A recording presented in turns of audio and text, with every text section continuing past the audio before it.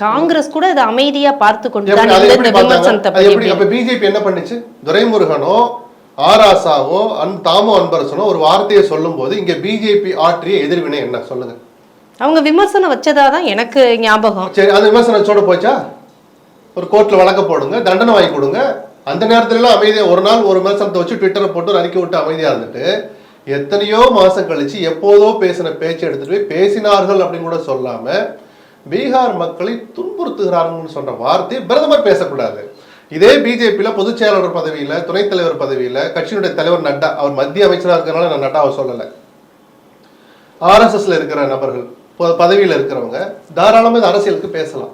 பிரதமர் பேசக்கூடாதுன்னு நம்ம சொல்றோம். அப்ப எல்லா மாநிலங்களுக்கும் பொதுவாக இருந்து, இன்னும் சொல்ல போனா மாநிலங்களுக்கிடையே பிரச்சனைகள் ஏற்பட்டால் அந்த பிரச்சனைகளை தீர்த்து வைக்கிற இடத்துல அரசியலமைப்பு சட்டப்படியும் நடைமுறை அரசியலின் படியும் 2 மாநிலங்களுக்கு இடையேயான பிரச்சனை தீர்த்து வைக்கிற இடத்துல இருக்கிற ஒரு பிரதமர் 2 மாநிலத்துக்கு இடையில இப்படி போய் தூபம் போடலாமா?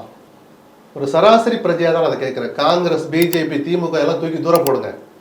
ஒரு பிரதமர் அந்த அந்தஸ்துக்கு, அந்த பதவிக்குரிய அந்த மரியாதையை, கண்ணியத்தை மனசுல வச்சு நான் அந்த கேள்வி கேட்கிறேன். ஏதோ பிரதமர் மோடி என்ன சொன்னாலும் நம்ம எதிர்க்கணும் இல்லை. அது மாதிரி மோடி என்ன சொன்னாலும் அது சரிதான், நீங்க அண்ணாமலை ரெடியா இருக்கிறார், தமிழிசை ரெடியா இருக்கு, அதுவும் தப்பு தான்.